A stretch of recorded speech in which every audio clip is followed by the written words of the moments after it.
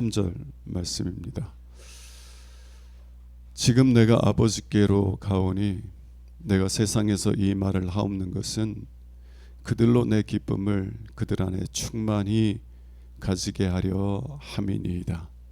다시 한번 읽겠습니다. 지금 내가 아버지께로 가오니 내가 세상에서 이 말을 하옵는 것은 그들로 내 기쁨을 그들 안에 충만히 가지게 하려 함이니이다. 아멘.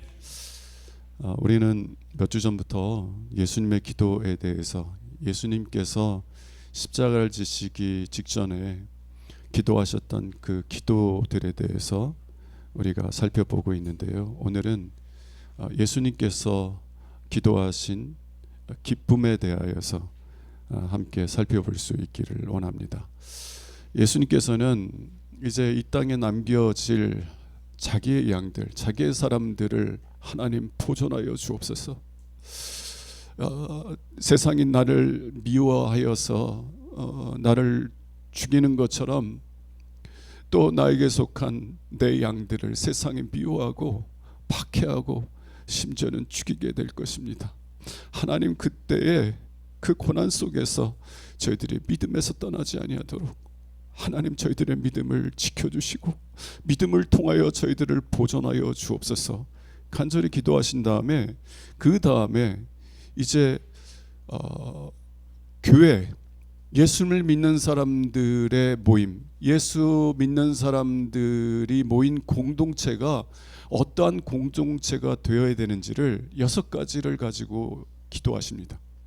다르게 표현하면 교회의 6가지 특성, 교회는 어떤 공동체가 되어야 되느냐, 예수님께서의 6가지를 놓고 기도를 하세요. 기쁨의 공동체, 거룩한 공동체, 진리 위에 서 있는 공동체, 주님께서 맡겨주신 사명을 감당하는 사명 공동체, 미션 공동체, 그리고 하나님의 사랑 안에서 하나로 연합한 연합 공동체, 그리고 마지막에는 사랑의 공동체가 되게 해달라고 예수님께서는 앞으로 계속 기도하실 것입니다. 저는 이 6가지 교회의 특성들을 이제 매주마다 살펴보려고 하는데요. 2가지 질문을 묻고 오늘 말씀을 이렇게 같이 나눌 수 있기를 원합니다. 여러분, 예수님께서 이 6가지 특성 중에서 제일 먼저 무엇을 위해서 기도하셨을까요? 하나님 아버지, 교회가 이런 교회가 되게 하여 주옵소서. 예수님께서 제일 먼저 기도하셨던 교회의 특성이 무엇일까요? 여러분들은 뭐예요? 우리 교회는 이런 교회가 됐으면 좋겠어. 오늘 13절 말씀 보겠습니다. 지금 내가 아버지께로 가오니 내가 세상에서 이 말을 하옵는 것은 그들로 내 기쁨을 그들 안에 충만히 가지게 하려 함이니이다. 기쁨의 공동체가 되게 해달라는 거예요. 제가 어제 교회 남성분들이 번개 모임을 하자고 그래가지고 그냥 갑작스럽게 모여서 식사 같이 하고 이제 차를 마시는데 그 중에 한 분이 그런 얘기를 하더라고요. 뉴스를 봤더니 요즘 젊은이들이 이력서를 쓸 때 종교란에 옛날 같으면 그냥 교회 나가진 않아도 부모님이 교회 다니니까 기독교 이렇게 쓰고 내는데 요즘에는 안 쓴대요. 무교 혹은 불교 이렇게 쓴다는 거예요. 그래서 그 이유를 들어보니까 기독교는 너무 부담을 준다는 거야. 매주 교회 나오라고 그러는데, 근데 불교는 어때요? 1년에 한 번만 가도 감지덕지야. 교회 크리스마스 때 딱 한 번 가면 그러면 족하다고 그러면 기독교라고 적겠는데, 이 교회는 매주 나가야 되고 매주 안 나가면 교회에서 연락 오고 이러니까 너무 부담을 준다는 거예요. 그래서 교회 이력서에 기독교라고 적기보다는 무교 혹은 불교라고 적는다고 합니다. 저는 그 이야기를 들으면서 요즘 젊은 분들이 교회가 무엇인가에 대한 오해들이 많구나. 이 교회는 무엇보다 미션 공동체. 그래서 정말 우리 젊은이들이 열정을 가지고 이 사명, 이 미션에 헌신해야 되고, 직장 생활에 마음을 두는 것보다 하나님께서 주신 이 사명에 마음을 두고 헌신하는 삶을 살아야 된다.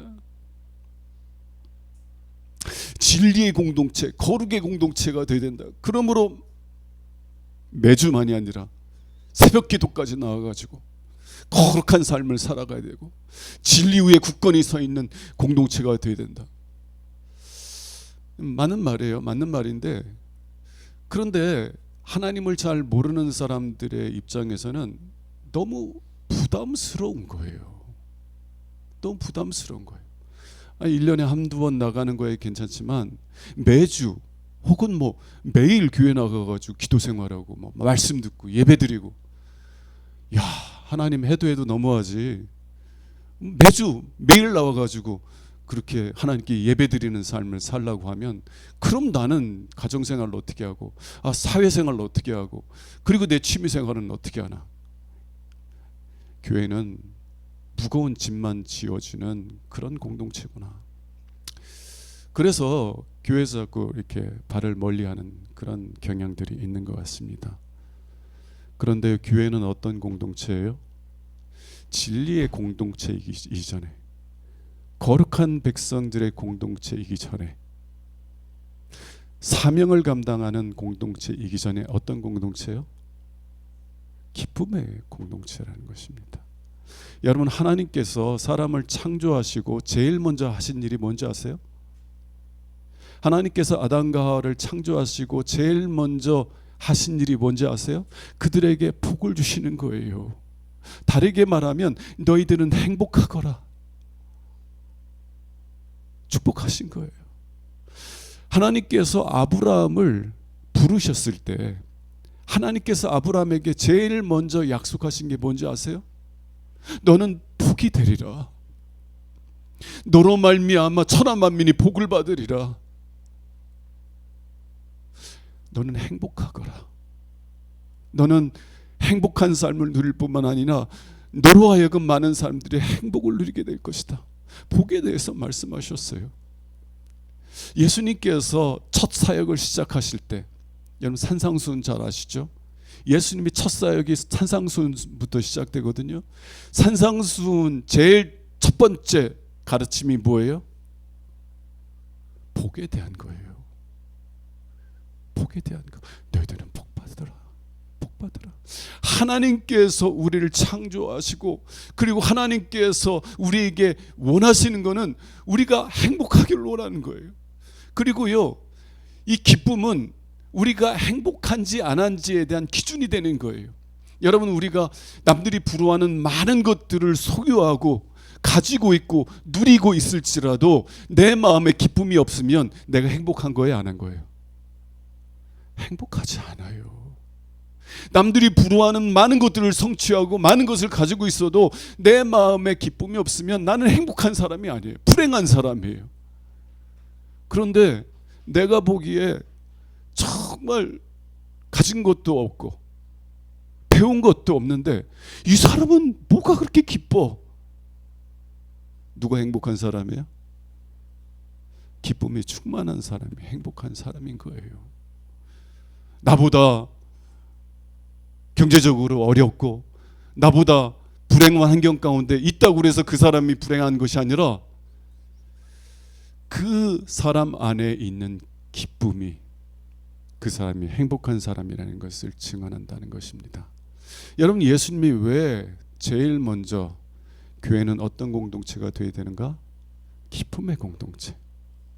다시 말하면 행복해서 기뻐하는 공동체가 되기를 간절히 원하고 원하셨다는 것입니다. 그래서요, 기쁨이 없는 공동체인데 우리는 진리 위에 굳건히 서 있어. 그 교회가 하나님께서 기뻐하시는, 하나님께서 원하시는 공동체일까요? 아니요. 기쁨의 공동체가 되어야만 그 기쁨 속에서 거룩함과 진리와 사명의 삶, 이런 것들이 흘러나오는 것입니다. 왜, 첫 번째 질문, 왜 예수님께서는 6가지 교회의 특성 중에서 제일 먼저 기쁨에 대해서 어떤 특성을 위해서 기도하셨을까? 기쁨의 공동체가 되기를 원하셨어요. 왜요? 하나님은 우리가 행복하기를 원하시기 때문입니다. 두 번째 질문으로 가볼게요. 예수님은 지금 교회를 위해서 기도하실 때 어떤 상태에 있으셨어요? 제자들이 다 예수님을 버릴 거예요. 그리고 십자가에 달리실 것입니다. 그런 상황에서 어떻게 제일 먼저 제자들을 위해서, 교회를 위해서 기도할 때 하나님, 이들이 내가 누리는 이 기쁨을 저희들도 충만히 누리게 해주세요 라고 기도할 수 있어요?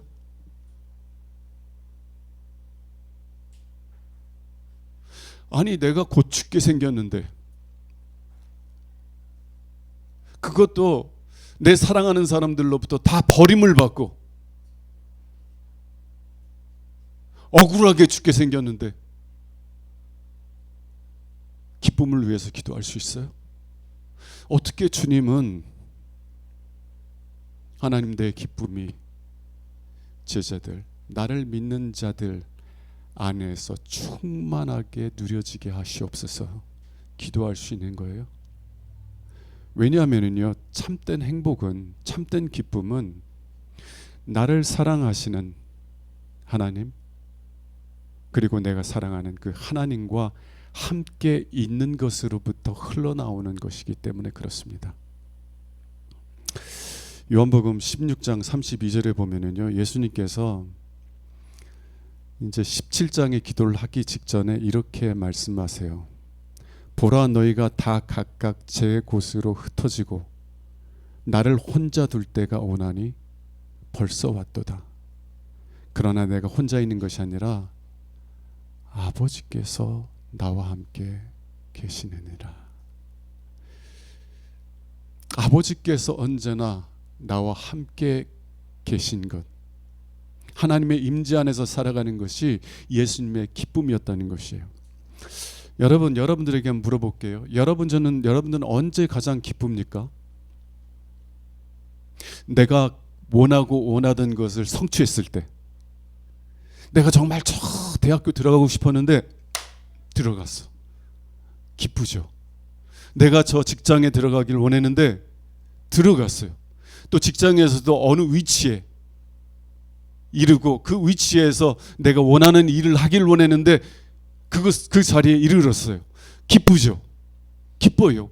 근데 정말 기쁜 것은 뭐냐면, 내가 그렇게 기뻐할 때 나와 함께 기뻐해 줄 사람이 있을 때더라고요. 정말 내가 그렇게 꿈꾸고 원하고 바라던 것을 이루었어요. 정말 노력해서 이루고 성취한 것들을 이렇게 이루었는데 주변에 보니까 함께 기뻐해 주는 사람이 없는 거예요. 그럼 얼마나 쓸쓸한지 아세요? 졸업식, 정말 어렵게 이제 학교를 이제 졸업하게 됐어요. 졸업식 날 딱 갔더니 다른 친구들은 막 부모님들 오셔가지고 막 축하해주고 막 사진 찍고 꽃다발 주고 그러는데 나는 아무도 없어요.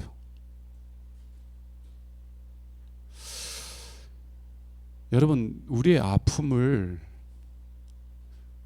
함께 슬퍼해 줄 수 있는 사람들은 그래도 많더라고요, 의외로. 그런데 우리의 기쁨을 함께 기뻐해 줄 수 있는 사람은 그렇게 많지 않아요.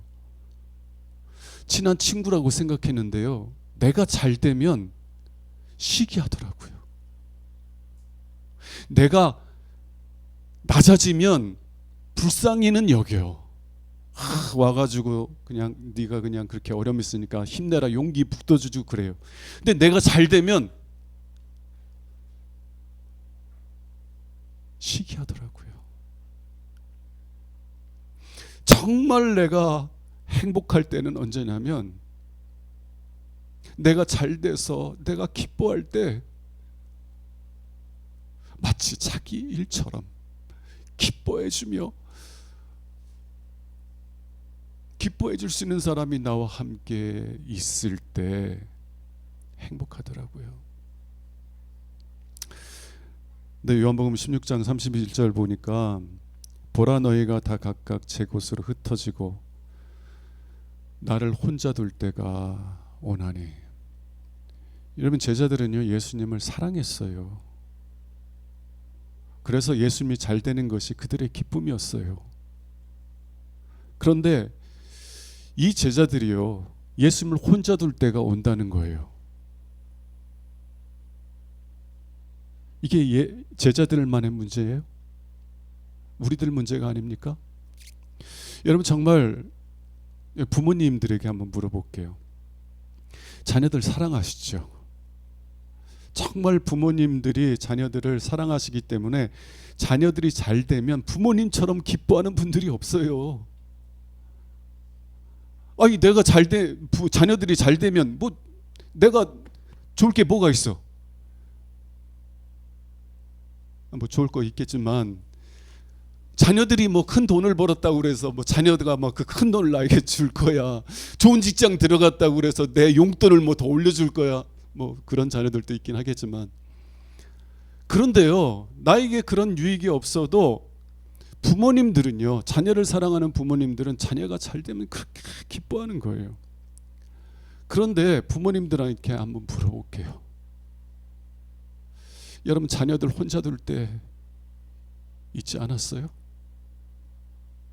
자녀들의 마음을 이해하지 못하고 자녀들이 무엇을 필요로 하는지 잘 알지를 못해서 사랑한다고 하면서 혼자 내버려 둔 적이 있지는 않아요? 제가 그러더라고요. 제가 제 자녀를 그렇게 사랑한다고 하면서 제 자녀를 혼자 둘 때가 너무 많았어요. 물론 육체적으로도 혼자 둘 때도 있었지만 제 자녀가 무엇을 원하는지, 어떤 필요 속에 있는지, 무엇을 아파하고 있는지, 무엇 때문에 괴로워하고 있는지 이해를 못하고 정서적으로 혼자 둘 때가 많더라고요. 지나고 나니까 그런 것들이 보여서 미안한 거예요. 그래서 자녀에게 얘기를 하면 야 내가 너를 위해서 어떻게 살았는데 마땅히 넌 나한테 효도해야지 이런 얘기를 못 하겠고 미안하다. 더 잘해줄 수 있었어. 더 잘해줬어야 되는데 너를 혼자 두지 말았어야 되는데 미안하다. 예수님의 제자들이요 예수님을 정말 사랑했어요. 그래서 예수님과 함께 죽으려고 준비까지 하였어요. 베드로는 검도 사고요 예수님을 잡으러 온 사람들과 싸워서 제상 말고의 길을 잘라내기까지 했어요. 그런데 예수님을 혼자 둘 때가 오더라고요. 저는 제가 사랑하는 자녀, 제가 사랑하는 아내, 제가 사랑하는 교인들 말은 사랑한다고 하는데 혼자 둘 때가 많아. 또 우리들은요 죽음이 우리가 사랑하는 사람들과 분리시키잖아요. 정말 내 마음을 이해해주고 날 혼자 둔 것이 아니라 늘 나와 함께 해줬던 그 사람도요 때가 되면 나를 혼자 내버려 두더라고요. 근데 예수님이 뭐라고 그래요? 보라 너희가 다 각각 제 곳으로 흩어지고 나를 혼자 둘 때가 오나니 벌써 왔도다. 너희가 이제 곧 나를 다 부인하고 나를 다 떠나갈 것이다. 그러나 내가 혼자 있는 것이 아니라 아버지께서 나와 함께 계시느니라. 예수님을 사랑하고 예수님의 기쁨이 자신의 기쁨이 되시는 아버지께서 예수님을 혼자 내버려 두지 않으시고 예수님과 함께 계시다는 거예요. 그것이 내가 누리는 기쁨이다. 하나님, 내 이 기쁨을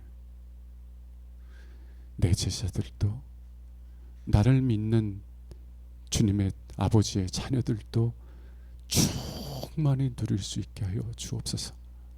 내 아버지, 그들도 저처럼 세상 사람들에게 미움을 받을 것입니다. 저들도 나처럼 박해를 받을 것이고 어떤 사람들은 심지어 죽임을 당하게 될 것입니다.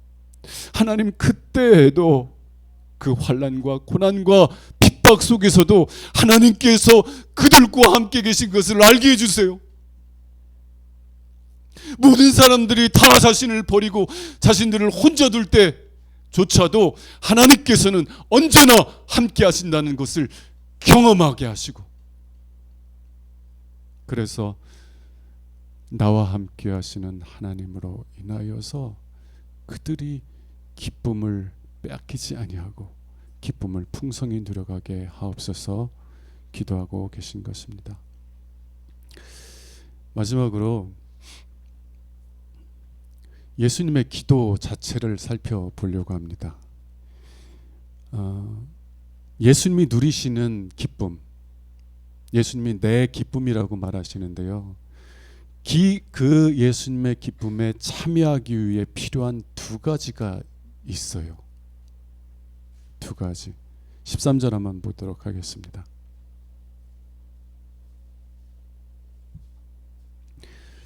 지금 내가 아버지께로 가오니 내가 세상에서 이 말을 하옵는 것은 그들로 내 기쁨을 그들 안에 충만히 가지게 하려 함이니이다.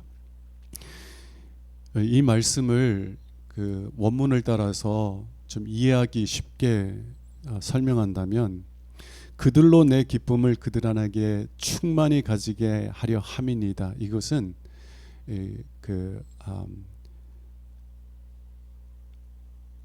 관계절이라고 해야 되나요? 영어로 하면 in order that, so that, 뭐뭐 하기 위해서, 목적을 설명하는 관계절이라고 표현하는데, 헬라어에는 히나라고 하는 관계대명사가 있어요. 그래서 히나 다음에 이렇게 글이 나오면 이 앞에 글의 목적에 대해서 이야기하는 것입니다. 그래서 좀 원문을 따라서 좀 번역하면, 그들로 내 기쁨을 그들 안에 충만하게 가지게 하기 위하여서 내가 아버지께로 가고 내가 세상에서 이 말을 하옵나이다 라는 거예요. 제자들뿐만 아니라 저와 여러분들이 예수님의 기쁨을 우리 안에 충만히 누리도록 하기 위하여서 예수님께서 두 가지를 하신다는 거예요. 첫 번째는 아버지께 내가 가오고, 그리고 세상에서 이 말을 한다는 것입니다. 하나님께서 나와 함께 하시는 것, 하나님께서 내가 어떠한 상황이 있을지라도 하나님께서 나를 혼자 내버려 두시지 아니하시고 항상 나와 함께 하시는 것, 하나님의 임재를 경험하는 삶, 하나님께서 나와 함께 하시는 삶을 경험하면서 누리는 이 기쁨, 이 기쁨을 충만히 누리게 하기 위해서 필요한 것이 두 가지라는 거예요. 첫 번째는 내가 아버지께 가야 되는 것이고, 두 번째는 내가 가는 것의 의미가 무엇인지를 저와 여러분들이 깨달아야 된다는 것입니다. 첫 번째, 내가 아버지께로 가오니, 이 말은 예수님께서 십자가를 지신다는 것을 의미해요. 예수님께서 우리의 죄를 대신 지시고 십자가에서 죽으신 다음에 3일 만에 부활하시고 이제 하나님 보좌 우편 승천하셔서 하나님 보좌 우편에 앉아 계시는 것을 의미합니다. 저는 말씀이 길어지기 때문에 한 가지에 요점을 맞춰서 이 말씀을 설명해 볼게요. 여러분들도 하나님께서 여러분을 부르시기 전에 하나님을 위해서 살아가는 것, 하나님과 함께하는 삶을 살아가는 것이 여러분의 기쁨이었어요? 아니면 무거운 짐이었어요? 하나님께서 우리를 부르시기 전에, 하나님께서 우리 안에서 우리의 마음을 변화시켜 주시는 은혜의 역사를 이루시기 전까지는 우리요 하나님 원하지 않아요. 정말 내가 위기에 처해 있을 때 하나님 그때만 나를 도와달라고 도와주시는 걸 원하지, 하나님께서 나와 함께 살아? 어휴. 젊은 사람들이 요즘 경제 사정이 안 좋으니까 부모님하고 같이 살지, 젊은 사람들은 뭐 하길 원해요? 독립해서 혼자 살길 원해요. 부모님이 자꾸 같이 살면 잔소리 하잖아. 너 그렇게 살면 안 돼. 너 이렇게 살아야 돼. 아이고, 지금 내가 원하는 대로 살도록 지금 내버려둬요. 왜 이렇게 잔소리 하냐고. 근데 나가 살려고 하는데 재정적으로 너무 부담이 되니까 같이 사는 것뿐이지, 재정적인 여유가 있으면 지금이라도 그냥 독립해가지고 내가 원하는 대로 살고 싶어 할 거예요. 여러분, 우리가요 하나님께서 우리의 마음을 변화시켜 주시기 전까지는 우리 마음이 그랬어요. 하나님 살아계시다는 거 알아. 정말 위기 때 하나님께서 나를 지켜주시고 보호해 주시면 너무 감사하지. 그런데 하나님이 매일매일 나랑 함께 살아? 어이구, 부담스러워요? 안 부담스러워요? 여러분, 하나님을 모를 때, 하나님이 어떠하신 분인지 경험적으로 알지 못할 때는 하나님과 함께 사는 거 큰 짐이고 부담이에요. 제가 종종 말씀드리지만 저는 어렸을 때부터 목사가 돼야 된다는 예언 기도를 받고 자란 사람이라서 당연히 이제 신학교에 가야 되는 줄 알았어요. 근데 신학교 가고 보니까 이건 신학교 가서 앞으로 뭐 전도사가 되고 목사가 되는 삶을 선택하는 거는 이제는 누구를 위해 살아야 돼요? 하나님을 위해 살아야 되는 거더라고요. 나도 나를 위해서 그래도 좀 살고 싶은데 일평생 하나님을 위해 살아야 된대. 그게 기쁨이었겠어요? 무거운 짐이었겠어요? 너무 무거운 짐인 거예요. 만일 하나님이 5년, 한 10년 하나님을 위해서 열심히 살면 그 다음부터는 네 마음대로 살고 네가 어떠한 삶을 살든지 내가 그냥 복을 부어주겠다. 그러면 5년, 10년 꼭 참고 하나님 원하시는 대로 살 수 있겠죠. 독립하지 않고 아버지 집에서 한 5년, 10년 꼭 참고 살 수 있겠죠. 5년, 10년 지나면 너 독립시켜주고 네가 원하는 대로 그냥 다 살게 해주겠다고. 근데 저에게는 너무 무거운 짐이어서 저는 진지하게 신학교를 그만두려고 생각을 했었습니다. 어떻게 하면 하나님에게서 좀 벗어날까? 신학교 다니면서도 그런 생각들을 했었어요. 여러분, 하나님께서 우리와 함께 해주시는 것, 하나님께서 임재하시는 삶을 누려가는 것, 그것이 예수님께서 누리셨던 예수님의 큰 기쁨이었어요. 주님께서 아버지, 이 나의 이 기쁨이 저 오연석의 기쁨도 되게 해주시옵소서 기도하고 계신 거예요. 그러기 위해서 뭐가 필요해요? 하나님께서요 제 마음을 변화시켜 주시는 은혜가 필요한 거예요. 그런데요 예수님께서 나의 죄를 대신하여서 십자가에 못 박히지 않으셨다면, 예수님께서 자신의 핏값을 지불하시고 내 죄를 씻어주시는 일이 없었다면, 하나님은요, 나를 위하시는 하나님이 아니라 나를 대적하시는 하나님이 되시는 거예요. 많은 분들은 단순히 하나님을 그냥 내가 무슨 일을 해도 그냥 개의치 않는 그런 사랑의 하나님이라고 생각하는데, 그렇지 않아요. 하나님은 거룩하신 하나님이고요. 우리가 정말 하나님을 떠나서 범죄하는 삶을 살아갈 때 우리들에게 진노하시는 하나님이세요. 하나님께서 우리에 대하여 진노하시고 계시는데, 어떻게 하나님께서 우리의 마음을 변화시켜 주시는, 우리를 위한 그런 은혜의 역사를 이루어 주실 수 있겠어요? 만약 하나님께서 우리를 대적하신다면, 하나님께서 행하시는 모든 일들은 우리를 대적하시고 우리를 정죄하시고 우리를 심판하시는 일밖에 없을 거예요. 근데 예수님께서 우리를 대신하여 십자가에서 피 흘려 죽으시고, 아버지께서 그를 죽은 자 가운데서 일으키심으로 인하여서 하나님은 우리를 위하시는 하나님 되신 줄로 믿습니다. 하나님께서 우리를 대적하시지 않으시고 우리를 위하시는 하나님이 되셔서 우리의 마음을 변화시켜 주시고, 정말 하나님과 함께 있는 것이 이렇게 큰 기쁨이구나라는 것을 깨닫게 하여 주시고, 하나님을 더 알기를 사모하는 마음을 우리 가운데 일으켜 주시고,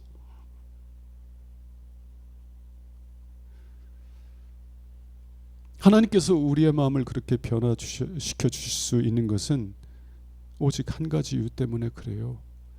예수님이 저와 여러분들을 위해서 피 흘려 주셨기 때문에 그렇습니다.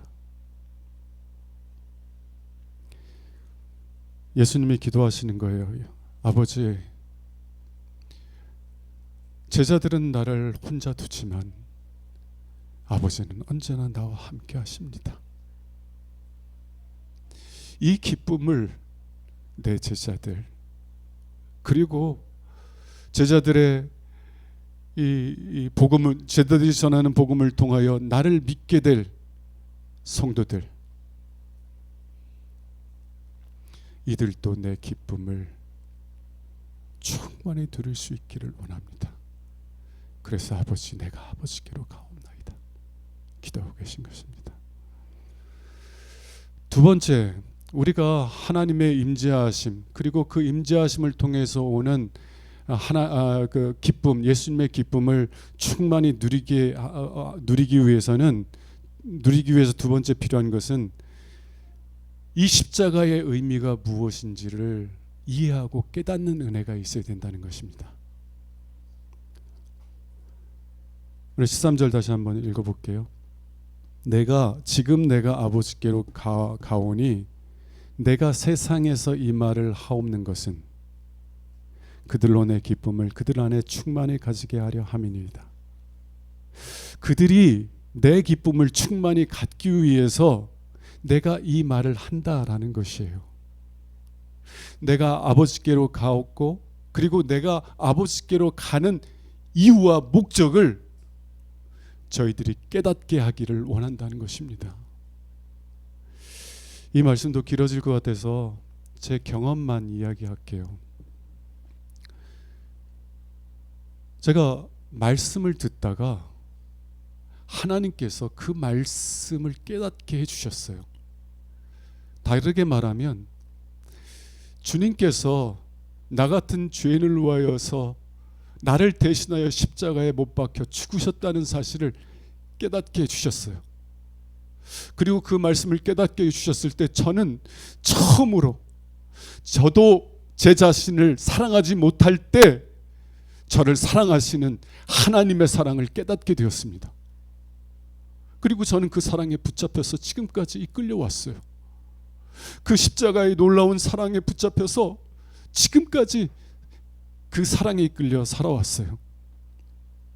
그럼에도 불구하고요, 예수님께서 나를 위하여서 죽으시고 부활하셨다는 그 의미를 온전히 깨닫지 못하여서 하나님께 나아갈 때마다, 하나님의 은혜의 보좌에 나갈 때마다 자꾸 예수 그리스도의 피를 의지하여서, 보혈을 의지하여서 하나님께 나간 것이 아니라 내 행위를 의지하여서 자꾸 나가려고 하는 내 모습을 보게 되더라고요.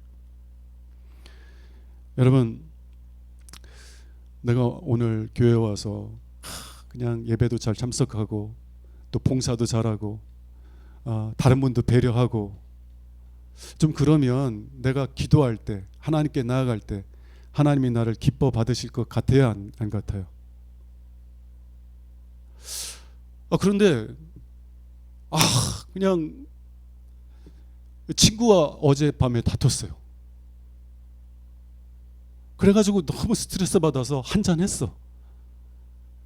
한 잔이 아니라 한 10잔 했어. 그리고는 일어나 봤더니 아이고 웬걸 12시가 지났네.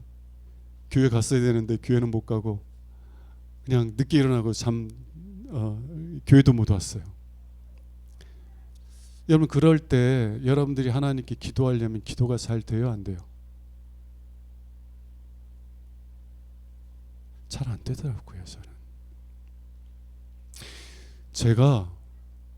제가 생각해도 하나님 기뻐하시는 삶을 살았다라고 생각될 때는 용감하게, 담대하게 기도의 자리, 하나님의 기도를 통해서 하나님의 은혜의 보좌에 나아가는 자리에 담대하게 나가게 되는데, 근데 제가 하나님의 기준은 고사하고 제가 세운 기준에도 못 미치는 삶을 살아가게 될 때는 하나님께 나가는 것이 너무나 두렵고 어렵더라고요.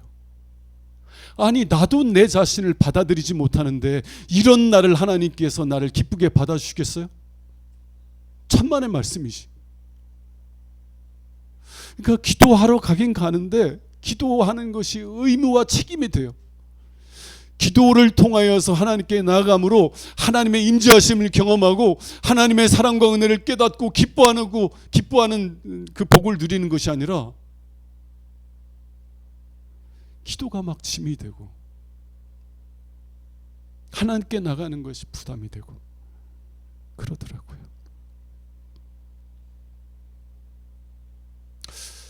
그러다가 하나님께서 하도 답답하시니까 제가 여전히 제 자신을 책망하고 정죄하면서 기도실에서 엎드려 있을 때 하나님이 하도 답답하신지 이런 말씀을 주시더라고요. 나는 너를 한 번도 책망한 적이 없다.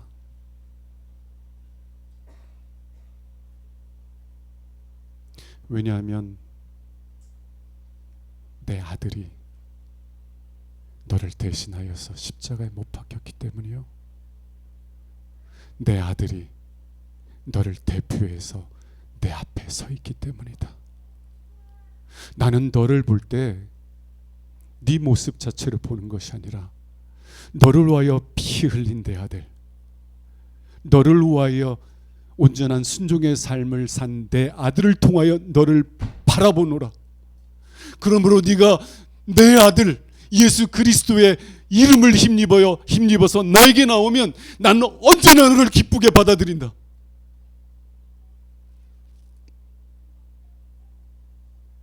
지금 이 말씀을 깨달아라. 내가 이 말을 하는 것은 네가 내 기쁨을 충만히 얻게 하기 위한 거야. 내가 왜 십자가를 져야만 했는지, 왜 하나님께서 나를 죽은 자 가운데서 다시 일으키셨는지, 왜 하나님께서 나를 하나님의 보좌 우편에서 너를 중보하는 자로 세우셨는지 이 말씀을 깨달아. 그리고 그 말씀에 의지하여 담대하게 하나님 앞에 서라. 그러면 하나님은 언제나 너와 함께 해주실 것이고, 네가 어떤 상황에 있을지라도 하나님은 너와 함께 하심을 너로 하여금 경험하는 삶을 살게 하실 것이고, 너는 하나님의 임재 속에서 항상 기뻐하는 복된 삶을 누려갈 것이다. 한 예를 들고 마치도록 하겠습니다. 여러분 삭개오 아시죠? 삭개오는 세리장이라고 합니다. 이스라엘 나라에서 세리들은요, 이렇게 백성들을 착취하는 그런 친일파와 같이 여겨지는 사람들이었어요. 그런데 그 세리들도 백성들에게 미움을 받는데 세리의 장은 얼마나 더 미움을 받을까요? 이 이스라엘 당시의 세리들은요, 그 페이턴트라고 해서 로마 제국으로부터 세금을 거둬서 세금을 징수해서 로마에게 바칠 수 있는 권리를 사요, 돈 주고. 그래서 백성들한테 세금을 걷어서 일부는 자기가 갖고 일부는 로마 제국의 세금을 이렇게 바치는 거예요. 그런데 얼마를 바쳐야 된다라고 개인당 100만 원씩 세금을 걷어서 바치라라고 그러면 세리들도 좀 남는 게 있어야 되잖아요. 그러니까 백성들에게 얼마를 걷어요? 양심 있는 사람들은 한 110만 원 거두겠지만 양심 없는 사람은 한 200만 원 받아서 100만 원은 로마에 바치고 100만 원은 자기 주머니에 들어가는 거예요. 그러니까요, 세리들이 미움을 받은 거예요. 세리장은 더더욱 미움을 받습니다. 그런데 이 삭개오가요, 그러한 정말 많은 죄를 지었음에도 불구하고 예수님께서 가까이 오신다는 이야기를 듣고 예수님을 만나고 싶은 거예요. 근데 키가 작아서 예수님을 볼 수도 없고 만날 수도 없으니까 어떻게 했어요? 나무에 올라가서 예수님을 보려고 했는데 예수님이 뭐라고 말씀하세요? 오늘 내가 너와 함께 유하리라. 아니, 하나님께서, 하나님의 아들이신 예수 그리스도께서 어떻게 경건한 사람들과 함께 사셔야지 백성들의 고의를 빤 이런 악인 중에 악인과 함께 있다고 말씀하시는 거예요? 하나님의 임재를 경험하는 사람들은 어떤 사람들입니까? 교회에서 봉사 많이 하고 교회에서 헌신 많이 하는 사람들이 하나님의 임재하심을 경험하고 그 하나님의 임재하심을 통한 기쁨을 누려요? 아니요. 내가 비록 죄인이지만 내가 하나님께 나아가면 하나님이 나를 불쌍히 여겨주실 거야. 이러한 믿음을 가지고 하나님께 나오는 사람들이 하나님께 받아들여지고 그리고 하나님의 임재하심을 경험하며 사는 거예요. 왜 그렇습니까? 왜냐하면 우리가 하나님의 임재를 경험하는 것으로부터 누리는 기쁨을 충만히 누리게 하기 위하여서 예수님께서 십자가를 지셨기 때문에 그래요. 그 복음의 말씀을 깨닫고 이 삭개오처럼 믿음으로 하나님께 나오는 자들에게 하나님께서는 항상 함께 해주시고 하나님의 임재하심을 경험하게 해주시고 그리고 하나님의 임재하심을 경험함으로 인한 풍성한 충만한 기쁨을 누리게 해주시는 줄로 믿습니다. 말씀을 마칠게요. 여러분이 만약 하나님을 원하는 마음을 갖게 됐다면, 그래서 삭개오처럼 하나님을 찾고 구하고 있다면, 그리고 비록 삭개오처럼 죄인이지만 하나님께서 나와 함께 하시는 하나님의 임재를 경험하게 해주시고 그로 인하여서 정말 세상에서 누릴 수 없었던 그 충만한 기쁨을 누리게 해주신다면 기억하세요. 예수님께서 십자가를 지시기 전에 여러분들을 위해서 기도하셨기 때문이고요. 또 그 기도를 따라서 예수님께서 저와 여러분들을 위해서 십자가를 지셨고 죽은 자 가운데서 부활하셨기 때문인 줄로 믿습니다. 그러므로요, 담대히 하나님께 나가세요. 여러분들이 어떠한 상황에 있든지 예수님의 십자가를 굳게 붙잡고 담대히 하나님의 은혜의 보좌에 나가세요. 자꾸 여러분들의 모습을 바라보지 말고 예수를 바라보세요. 예수님께서 십자가에서 피 흘려 죽으신 것은 하나님께서 나와 함께 임재하시는 그 복을 우리가 누리게 하시고, 그로 인하여서 우리가 충만한 기쁨을 누리게 하시기 위한 것이에요. 예수 그리스도의 십자가를 의지하여서 담대하게 하나님 앞에 나가서 하나님의 함께 하시는 은혜들을 충만히 누리고, 그리고 하나님께서 함께 하심을 인하여 기뻐하는 복된 삶을 충만히 누려갈 수 있기를 주님의 이름으로 축원합니다. 기도하겠습니다.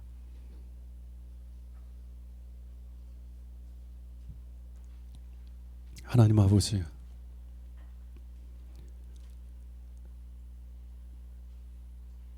우리의 부모조차 우리를 혼자 둘 때가 옵니다. 그러나 하나님 아버지께서는 예수 그리스도 때문에 언제나 우리와 함께 해주시는 줄로 믿습니다.